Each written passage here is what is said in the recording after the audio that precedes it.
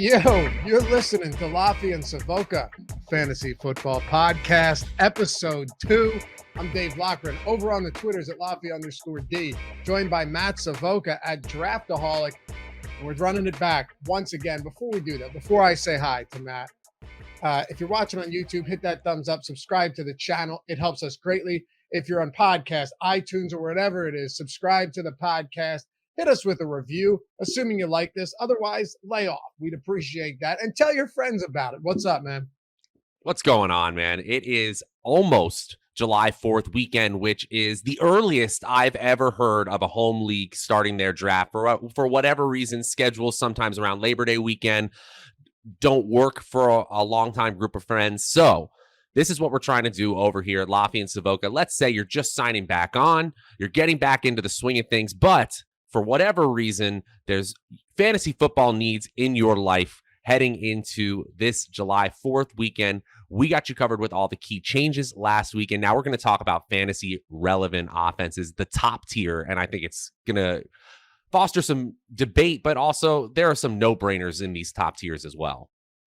This still is, but this used to be my favorite time of year when I did Sirius XM Fantasy, right? For Awesemo Radio and some others prior to that, because the summer months could be really, really brutal, especially, once MLB or NBA ended, you're going through like the dog days of summer. The dog days, yeah. But when we would hit July 4th, the entire channel, the entirety of the channel would switch over to nothing but football. Shit. If you talked anything other than football, it was frowned upon, and rightfully so.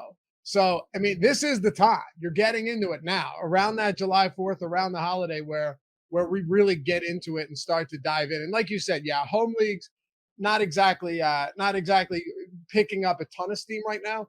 But I know there's a ton of people, including us, even before we were doing content, researching all day long. I still remember being in school, in college, and being in class and doing nothing but researching and writing stuff down because we love this stuff.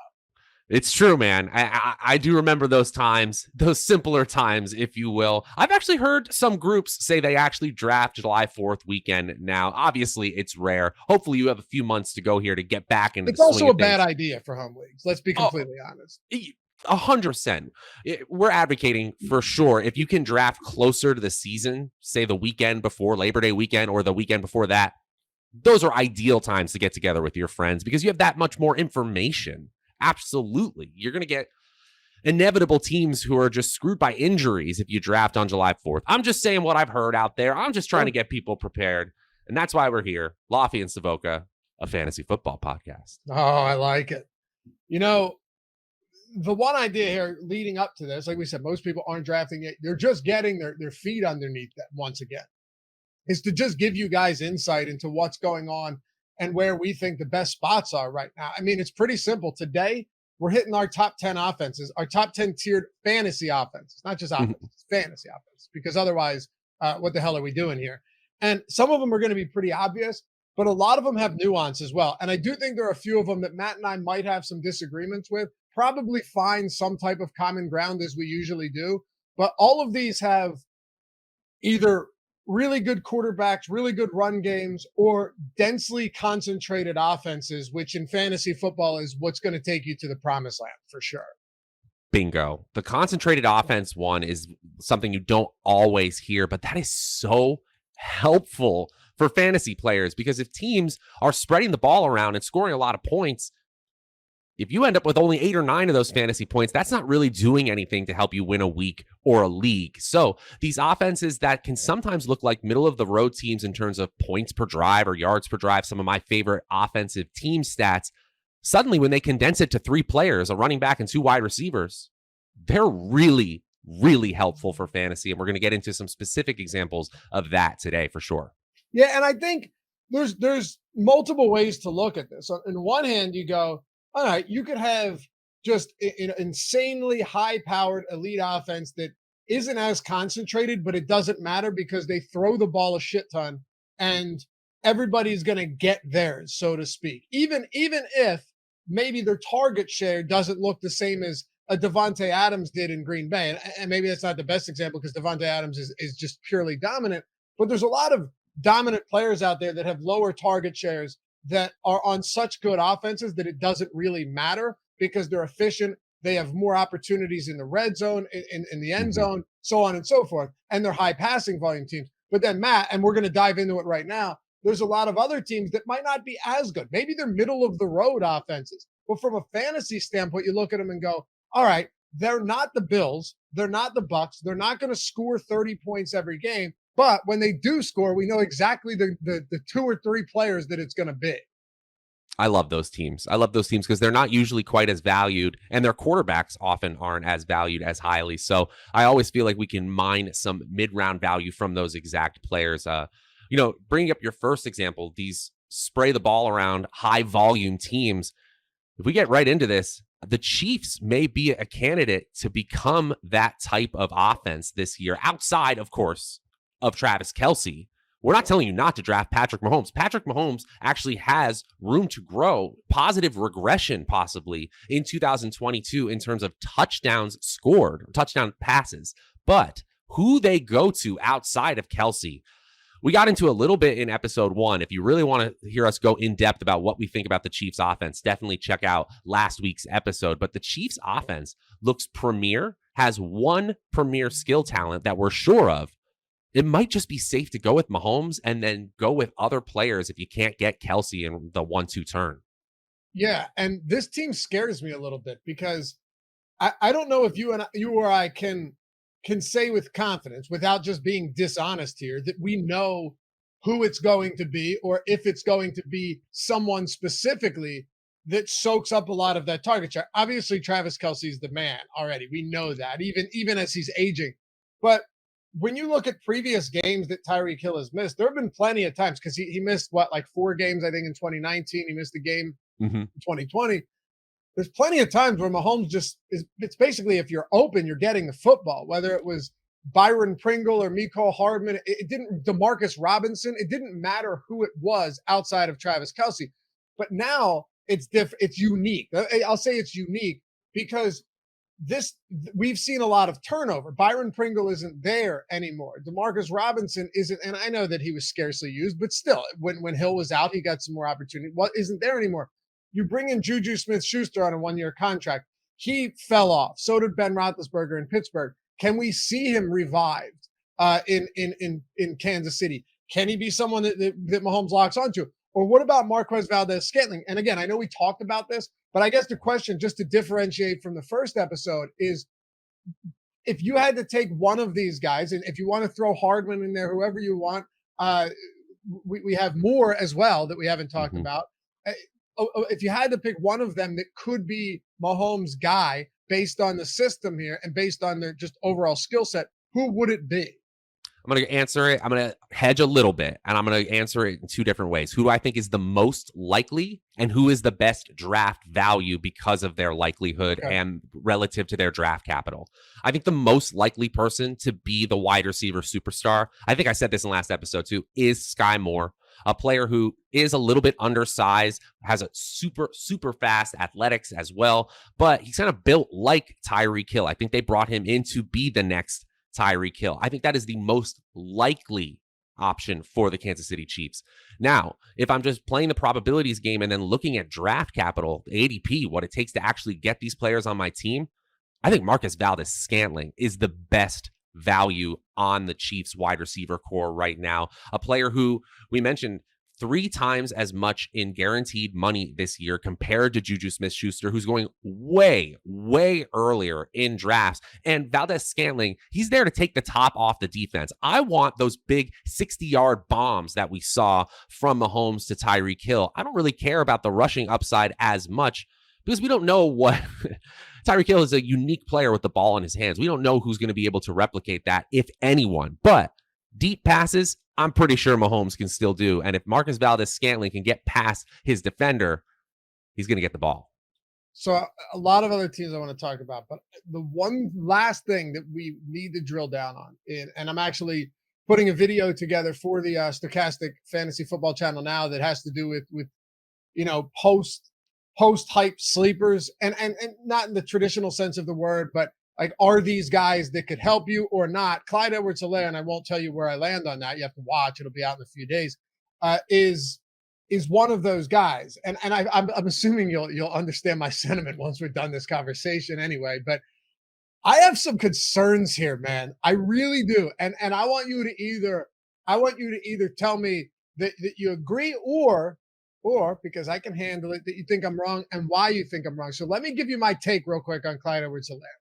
He on underdog 70, and we're using underdog ADP right now because you're not going to get really any good, like any reliable ADP for like ESPN or Yahoo in July. It's just not going to happen. Exactly. He's at 79. So granted, a lot of your home leagues, much softer. You're going to be able to get these guys in better spots, but this is what we have to work with. 79 ADP, RB, what is it, 27, I think right now, Matt, 27 or 28. I think, 27.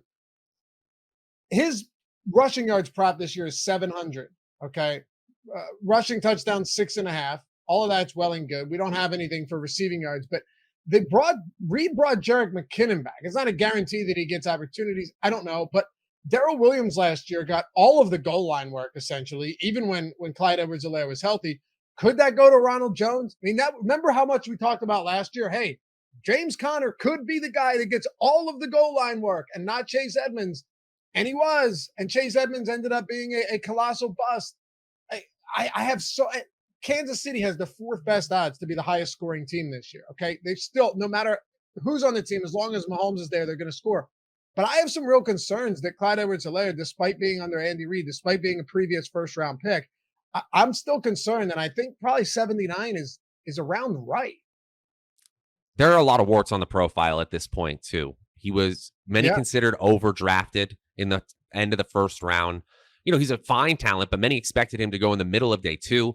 I still think that on this offense and how much we expect them to be near the red zone, you can take a chance on a player, especially around pick 80 in your draft. I think he's a great hero RB or anchor RB pick this year. Like if you've gone with one in the first 2 rounds and then you've done well at the other positions, I do think that Clyde Edwards-Helaire, who's getting that first carry for one of the best offenses in the league on the first game, that first drive, it's Clyde Edwards-Helaire. There's not many running backs that I don't see a huge amount that could go horribly wrong to the point where unless he's injured, he's going to stay on the field.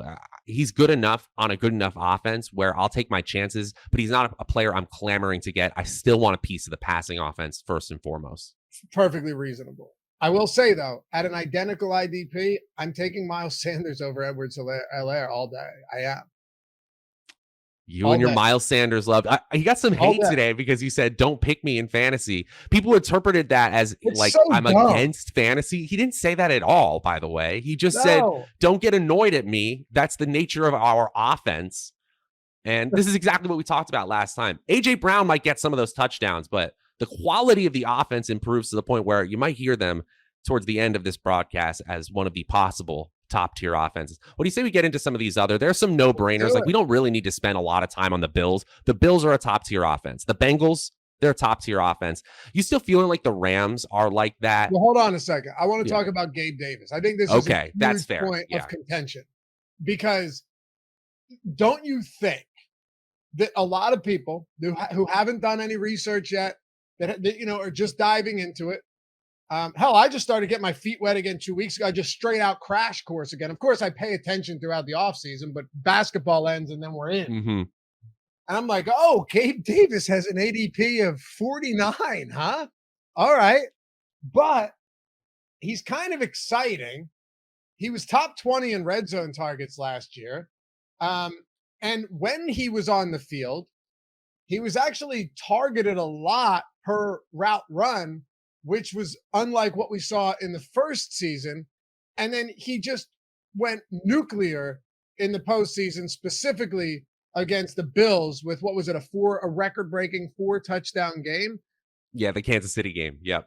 That's a high ADP, but this is what I want to ask. Like, you go back to the Bills, high passing volume, check. Yeah, I know Allen can run, but Jamison Crowder's there. I get that. But you basically have Crowder, you have Diggs, you have Gabe Davis, and then Dawson Knox. But let's not get it twisted. He's not a high volume guy. He's a red zone threat. Mm-hmm. And then Devin Sink, who knows what the backfield looks like? They're going to try and pass a lot. Do you agree with Gabe Davis being drafted where he is on arguably the best offense in the league? No. Okay. It's Where tough would for you me to draft say. him? I want a piece of the Buffalo offense. And I think what we're seeing in his ADP currently, remember, we're talking about underdog fantasy here, are teams that are clamoring, are trying their best to claw their way to a Buffalo stack. And they're jumping ahead of where his expected points per game lies. Now, one thing I must say is that when I run my simulations in terms of fantasy football scoring, I like to turn it into weeks of usability, right? Because we're playing a weekly game here. And the Buffalo wide receivers are right up there with Cincinnati in terms of the probability of having 2 usable wide receivers in a week. It's a great offense. It is a great offense to be a part of, but I think people are jumping the gun a little bit. I wish he were like a 7th round pick. When you're getting into the top 50, I need proven production for the most part. I was actually talking about this with a friend. I have room in the top 50 picks of my draft for one player who hasn't done it yet. The rest of my players in the top rounds of my fantasy draft, I'm looking for players who are just supposed to replicate what they've already done, because that's the most likely thing, right? That's the most sticky thing you can point to if you're talking about stats. They've already done it. Gabriel Davis has not done it for an entire year. He was playing ahead of Emmanuel Sanders. He looked incredible in that Kansas City game. But you know what? Kansas City had games last year where they were just completely aloof against a star wideout. Jamar Chase went completely nuclear against them as well. The Chiefs had real problems in the secondary to the point where they couldn't figure it out over the course of an entire game. They couldn't make any adjustments. I think we are weighting this 4-touchdown game in the playoffs a little too high. Okay, and that's fair. However, if I would have just played devil's advocate, and I have a silver lining here as well, but if I would have played devil's advocate, I would say that when your playing time was as limited as it was, and you're still top 20 in football and red zone targets on a team with a quarterback that could, realistically throw 40 touchdowns this year, that's where I think the intrigue comes in for me. But here's the silver lining. Gabe Davis is not going to be drafted 49th overall in redraft leagues. I'm telling you guys that right now. I can guarantee he will not be close to that. I bet you get Gabe Davis. I bet in redraft home leagues, you're getting Gabe Davis in the 7th round. I really think so. You're not worried about stacking him with Josh Allen. You're not worried about any of that. Underdog at this time of year is generally consumed by sharks and sharper people that are going to try and stack, that are going to try and get a big piece of the pie when it comes to a team like that. I bet you get Gabe Davis a good value, and I bet in redraft leagues you'll have a decent amount of him because he'll still be on the board, Matt.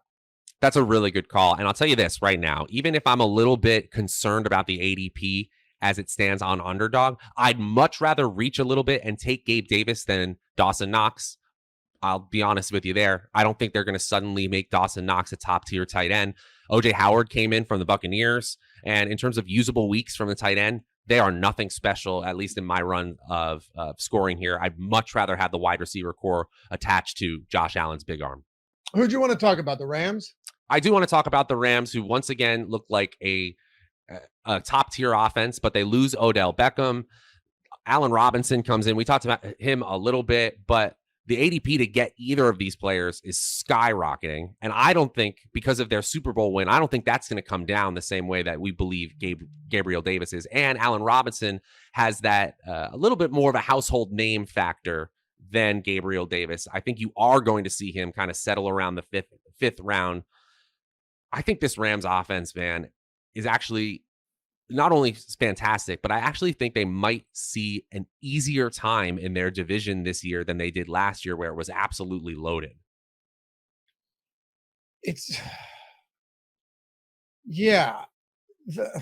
But where do we really benefit given current ADPs outside of Cooper Kupp?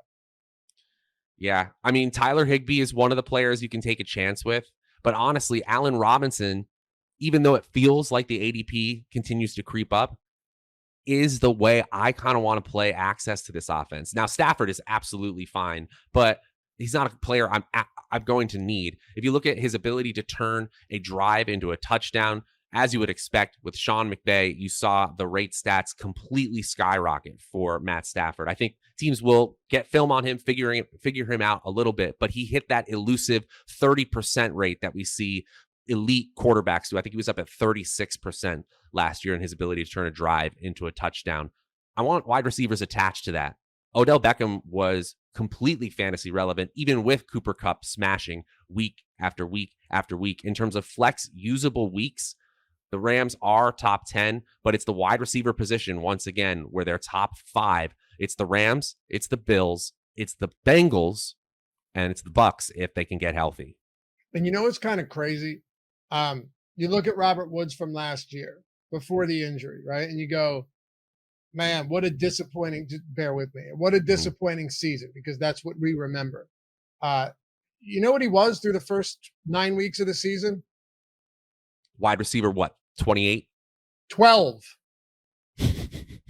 He was the wide receiver 12. This offense is stupid good, man. Yeah, he essentially had the same amount of fantasy points as Mike Evans, DJ Moore, all of those guys. You know, he was in the same ballpark.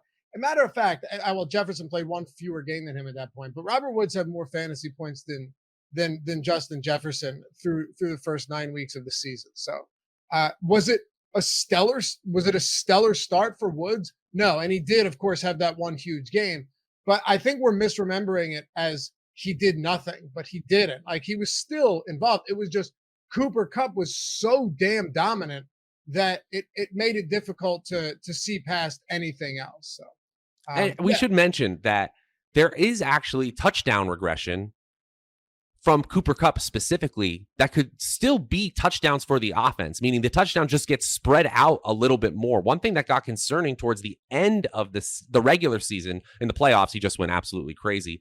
He was averaging 7 targets a game from weeks 17, 18, and then into the first round of the playoffs.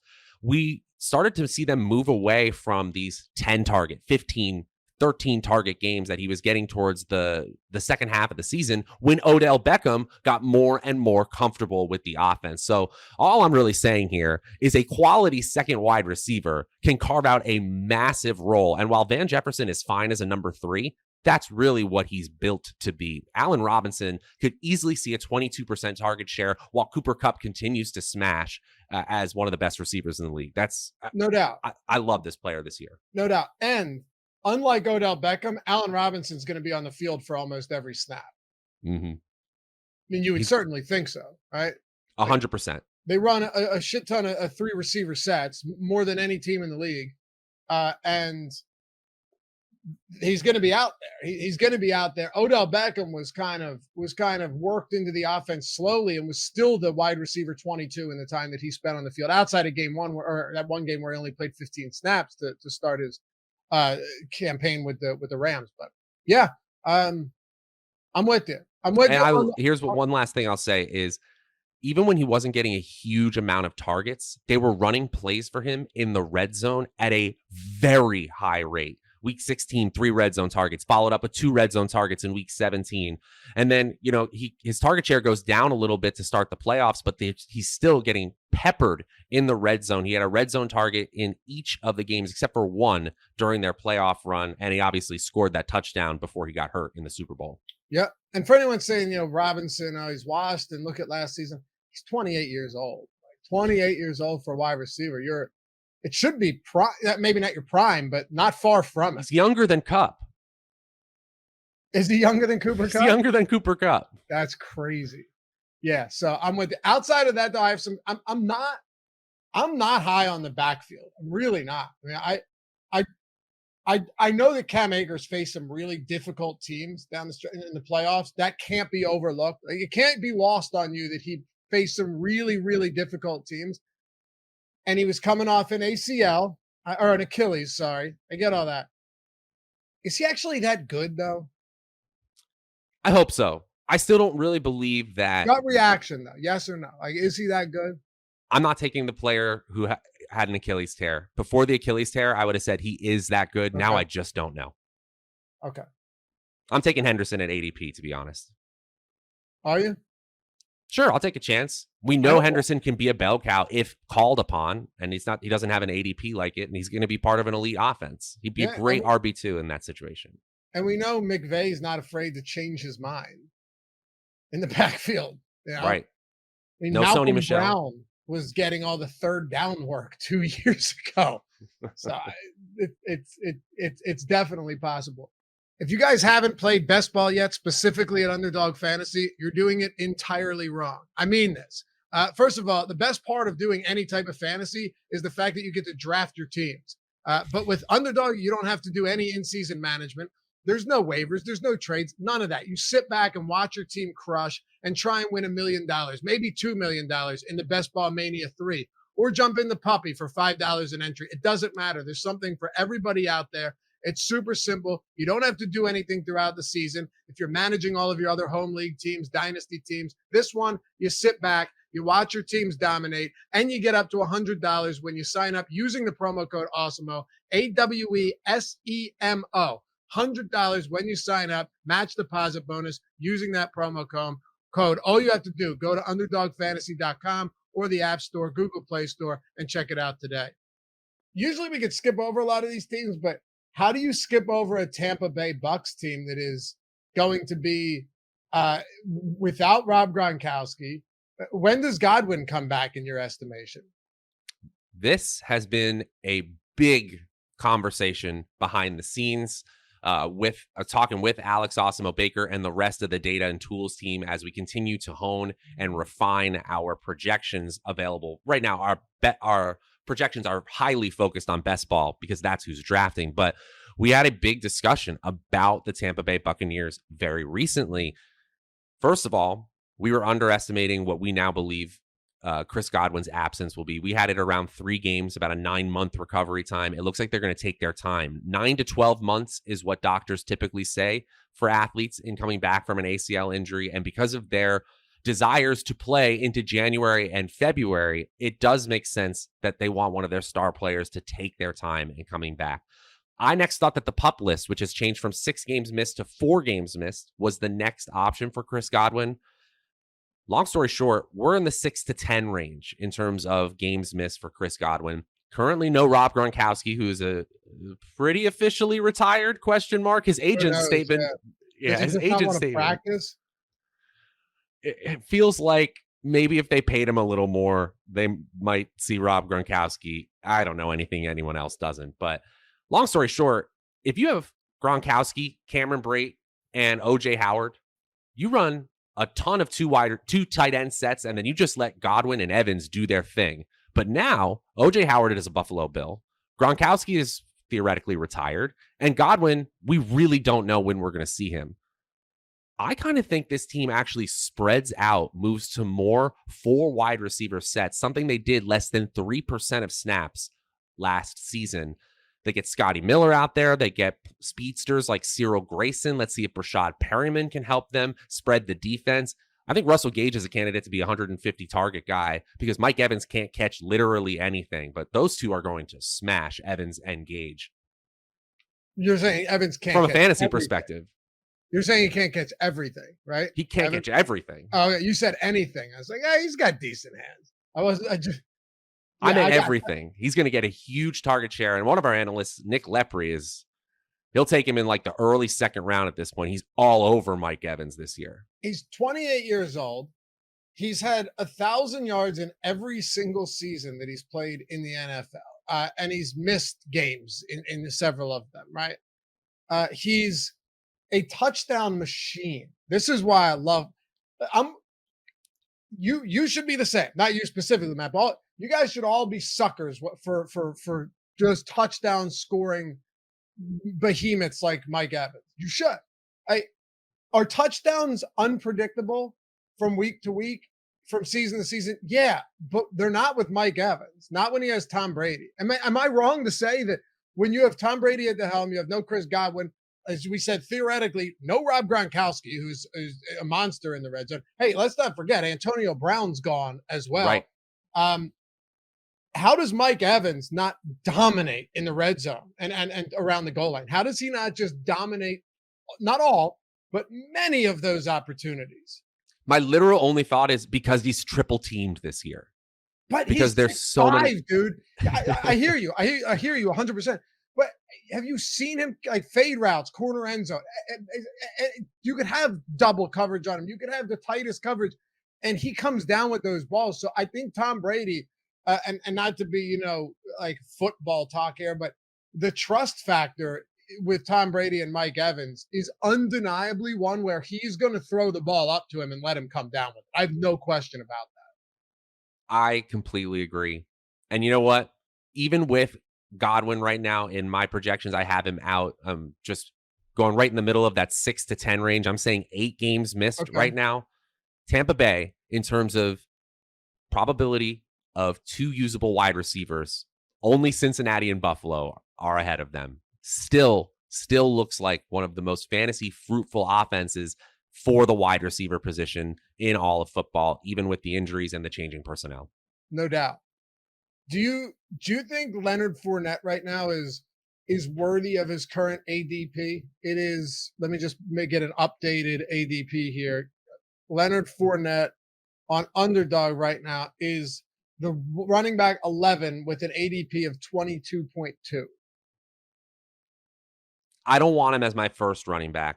I don't think that's a good roster construction. Like if you take a wide receiver early, I don't think that's the way I want to go. If he falls into the third, or if he is my third running back, which can happen, hell yeah, give me Leonard Fournette. That sounds fantastic. But I think that's where you're getting into that running back dead zone.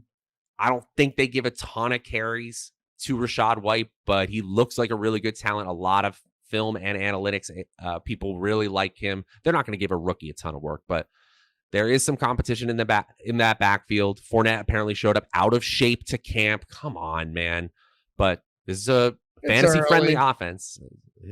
I mean, I saw some pictures. Didn't look awesome. No, it wasn't like Eddie Lacy.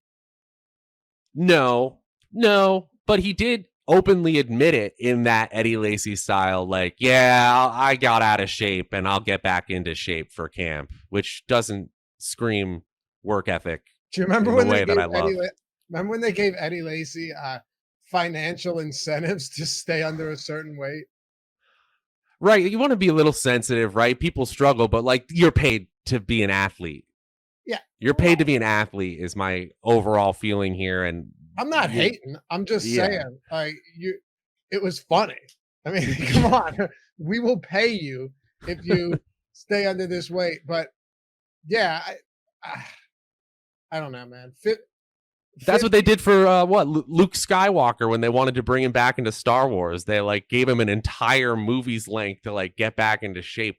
So is that right? I'm almost positive that's what they did with Mark Hamill. 56% of carries inside the red zone went to Leonard Fournette last year. 55% of goal line carries or inside the 5-yard line went to Leonard Fournette. Ronald Jones is gone, so 22 seems early, but they're just such a good offense, and they're going to have so many opportunities towards the goal line, which again, I keep coming back to that. Like if the touchdowns are there, you turn into a James Conner and you don't even have to be ultra efficient.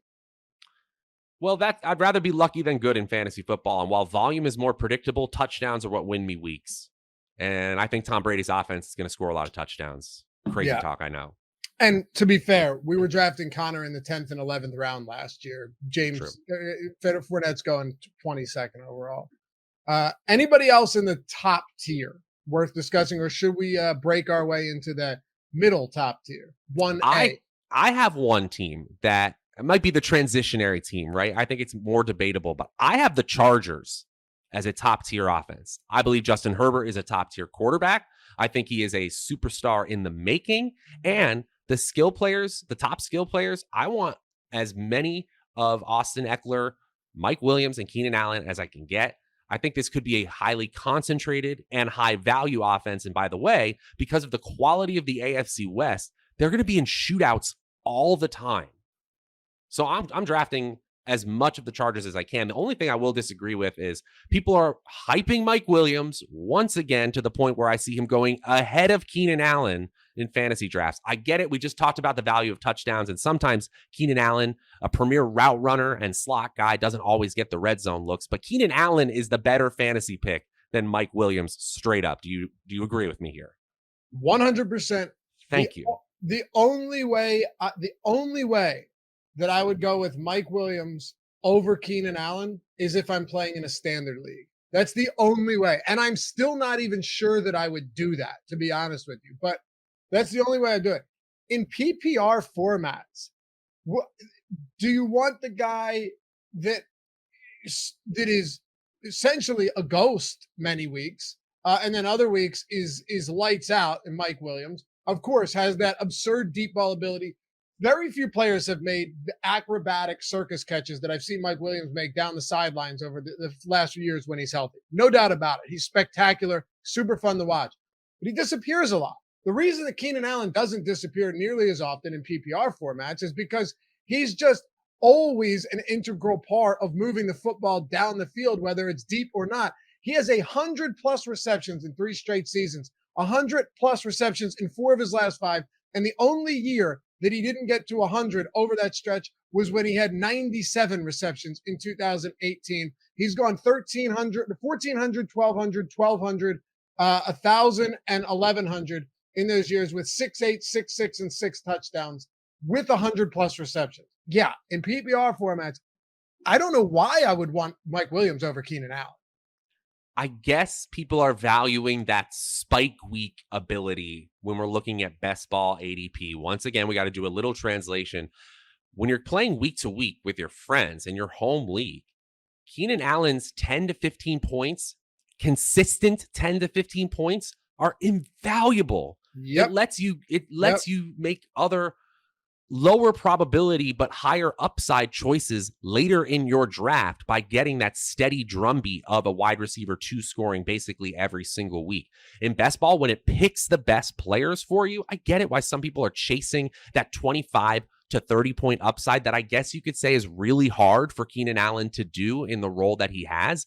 But honestly, in terms of quality of offense, quality of quarterback, quality of surrounding cast, and quality of the player himself, there aren't many wide receiver ones in better positions than Keenan Allen this year. And oh, by the way, their offensive line in Los Angeles is the best it's ever been, certainly during the Justin Herbert era. This team is absolutely ready to compete long into the playoffs. And I think Keenan Allen and Austin Eckler, of course, they are deserving of their ADPs and the engines that make these teams go. Keenan Allen had 1 single-digit fantasy point game last year in PPR formats. That consistency is rare. Yeah, very rare. Does he have the same ceiling as Mike Williams? No, quite frankly, he doesn't. But that's why best ball, I'm glad you made the differentiation there because it is different. But a lot of people listening to this are prepping for redraft leagues and home leagues or keeper leagues, all of that stuff. Mm-hmm. All right, this is where it gets fun. Not that it hasn't been fun already. We're having good conversation here, Matt. Let's break into a little bit of this middle top tier and see what we can do with this. A couple of teams that you and I both agree on. Well, one that we both agree on ahead of anything else is the Denver Broncos. And I think by season's end, it's very possible that we come back and look at this podcast, episode 2, and go, yeah, I'm not surprised the Broncos finished in that top tier. Absolutely not. I mean, Russell Wilson didn't look fully healed from that thumb injury he had. And I'm really banking on that, right? Because if Russell Wilson actually is having the efficiency problems that we saw towards the end of the year, we're just totally wrong about this team. But that is not the most likely outcome, in my opinion. I think we're going to see Russell Wilson return to the level of play he had and just his deep pass ability that he lost this season, fully healed from that injury. And the fact that he has excellent weapons all over the field, young, excellent weapons all over the field, makes me really excited for the quality of this team. Denver is in a position right now from a roster construction standpoint to compete right now. And I think Jerry Jeudy and Cortland Sutton at their 4th round to 5th round ADPs right now, I think they're just smash plays, especially because Wilson's going a little bit lower. These are the types of stacks I might kind of value my way into in a home league. I don't want to force it by any means, but if you're that team that drafts Russell Wilson and Cortland Sutton this year, or Russell Wilson and Jerry Jeudy, I think you're going to have a really fun time. I'm in love with Cortland Sutton this year. I absolutely love Cortland Sutton. Okay, so Russell Wilson has been top 10 in deep attempts in every year since 2015. And in 2015, when he wasn't top 10 in deep attempts, he still led the league in deep target touchdowns on deep balls. Last year, even those injuries that you just referenced, that clear injury to the hand that limited him, he was still 3rd in touchdowns on deep balls. That to me is insanely valuable. Okay. You look at everything else. I mean, over the last 7 years we talked about, he's led the league in deep ball touchdowns 3 times. He's finished 3rd last year. The list goes on.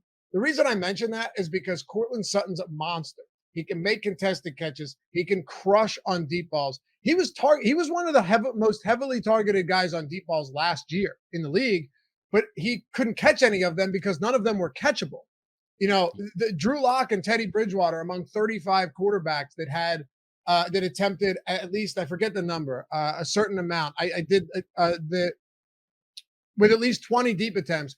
Drew Lock among 35 of them, and Bridgewater were 26th and 33rd, respectively, in adjusted completion percentage. So he had no chance. And look at the quarterbacks Cortland Sutton's played with: Keenum, Flacco, Brandon Allen, Drew Lock, Teddy Bridgewater.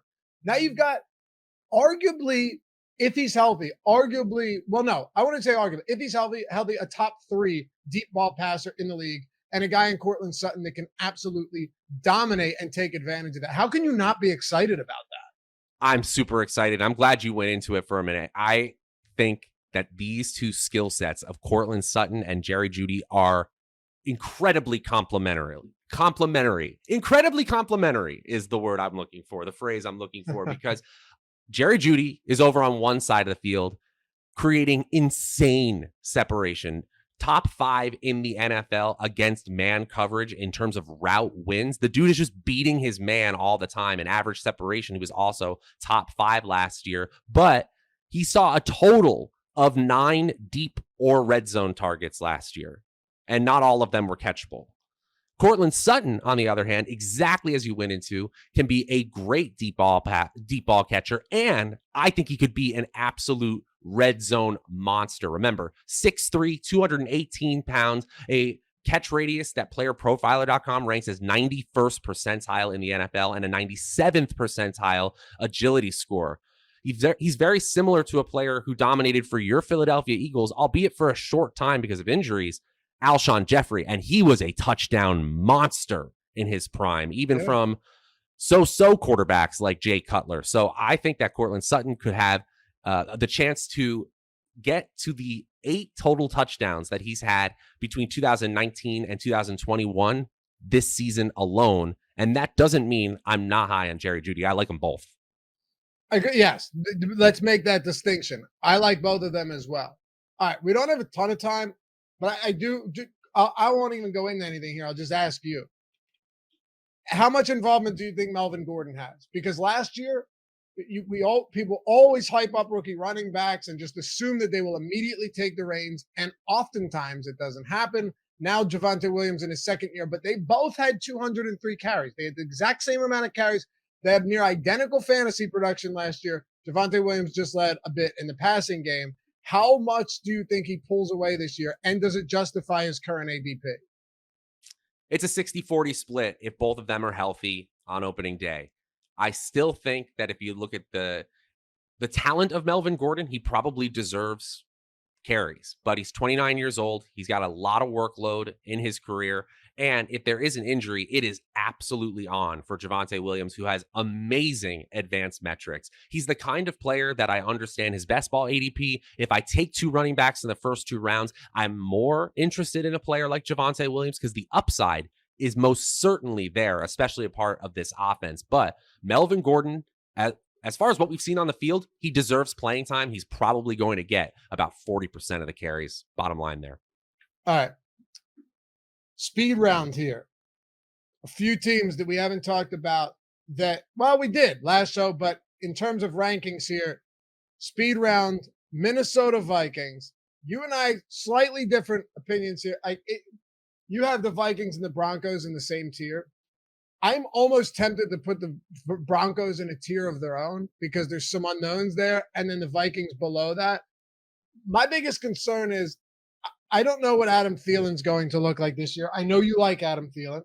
Uh, I think Irv Smith could be great, but I still don't know. I'm excited, though, because you don't have to pay a premium for him. And then Justin Jefferson's just an outright monster. And then you have Dalvin Cook in the backfield there. So when it comes to the Vikings, what has you in putting them in the second tier this season? The concentration of offense. Dalvin Cook, Justin Jefferson, Adam Thielen. I know Irv Smith is back. I said in the last episode, he's a nice to have player. He adds to the red zone abilities of this team.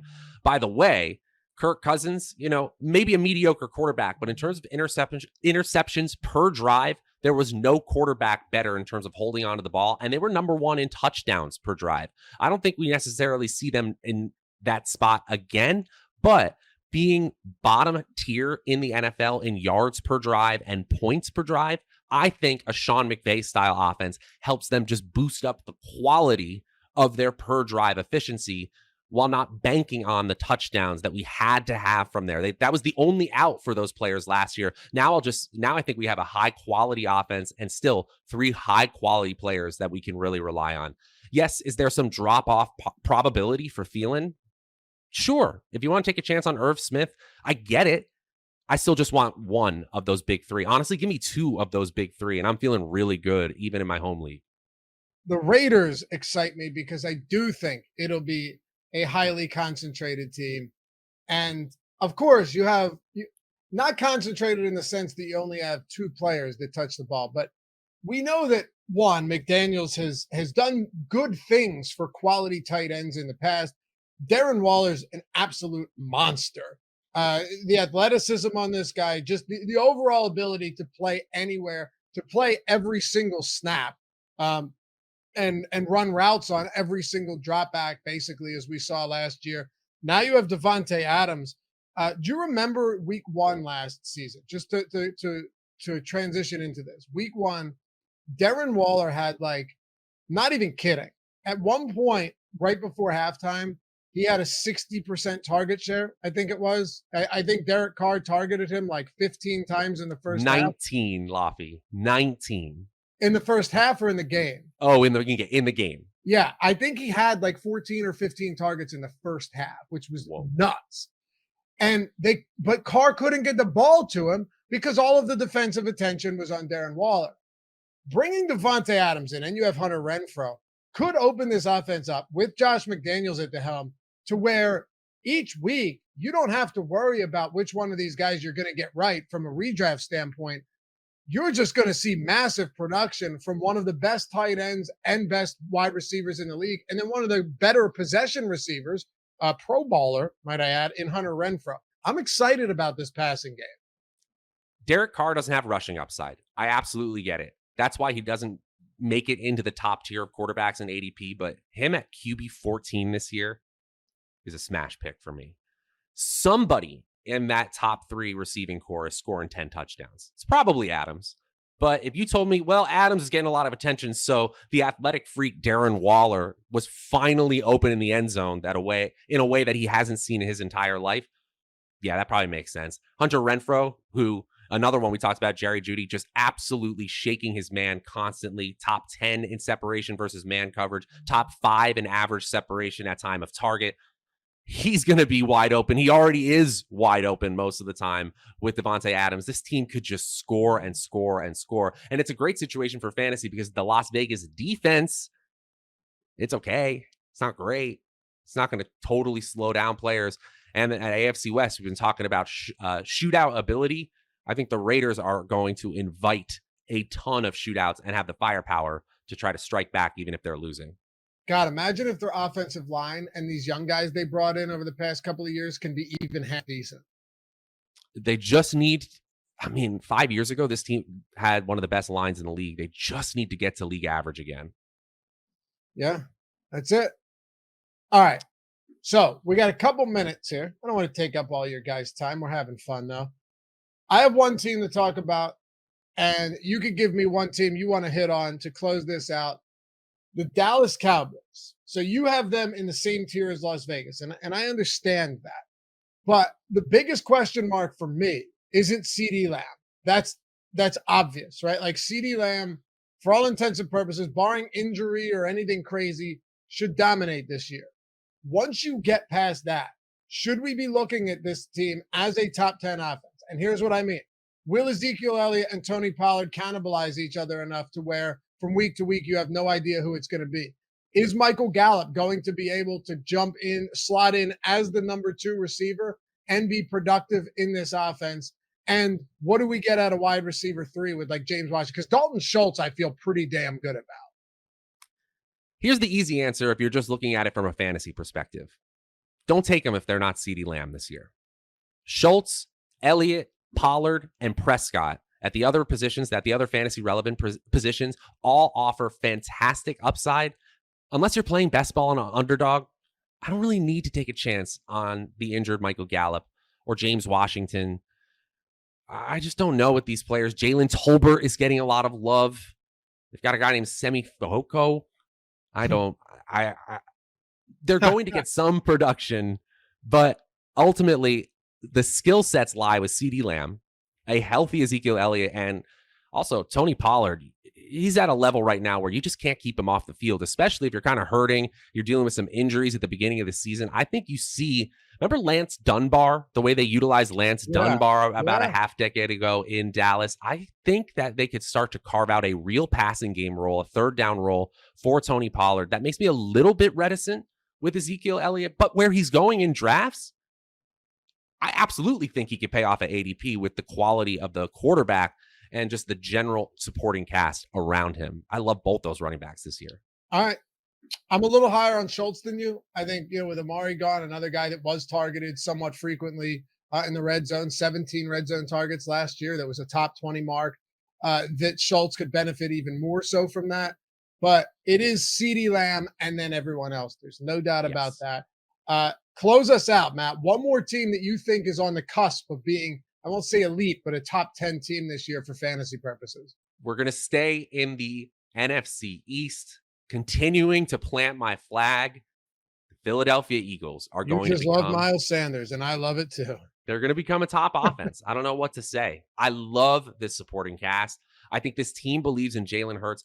You know what it is about Jalen Hurts? There's something about his skill set that's super exciting on the field. And then the way people talk about his leadership, going back to like Nick Saban, even when they benched him for Tua Tagovailoa, if you have that kind of intangibles, leadership abilities at the quarterback position, and you're working through a highly athletic skill set to become more refined, this is exactly what you do. You surround him with elite supporting talent, a great offensive line, and you say, go figure it out, man. I think Jalen Hurts is going to take another step at the quarterback position. And I think that the rushing upside we've seen with him is just the beginning. A.J. Brown, Devonta Smith, and Dallas Goedert are about to unlock this offense. And your boy Miles Sanders will see much more in the red zone. Damn right, man. You know what and I'm with you here. Listen, I don't let it affect me from a fantasy standpoint, but generally speaking, I'm a pessimist when it comes to this team. It's just the way we've all been raised in this area. And growing up in Washington, I grew up hating Philly too. So we share that bond. There you go. But Miles Sanders has a 7.5 touchdown prop this year, rushing touchdown prop this year. Not that bad. The biggest question is, does he stay healthy? Because they have arguably the best offensive line and the best run blocking line in the league. Okay. They're that good. They're going to just open up crater-sized holes for him. He's going to break off some long touchdowns. He is. I'm telling you right now, it's going to happen. My biggest concern, it's not even the health. It's, can he get back involved in the passing game again? If Miles Sanders has even decent involvement in the passing game, 3-4 targets per game, you're going to be looking at a guy that more than pays off a near 80 ADP. So I'm with you, man. I know you like the passing game a lot, but I'm saying don't sleep on the run game either, because Miles Sanders is that bell cow. Top 5 in adjusted line yards. They are absolutely one of the best in the league on the offensive line. Hey, you were listening to Matt, or Loughy and Savoca, a fantasy football podcast. We'll be back next Friday, Matt. Next Friday, you're running this back? Yes, sir. Episode 3. Excited for it. Hey, you guys have a great 4th of July. Jason, what was it? Jason Pierre-Paul. Was that what? That's wasn't it who it JPP, was. right? Yeah. Don't blow your digits off this weekend, but have a great time. And we'll see you back here on Friday. Thanks as always for hanging out, guys. Remember, subscribe, like to the podcast, YouTube, whatever it is. Rate it, review it, share it with your friends. Appreciate all of that. We'll talk to you soon. Peace.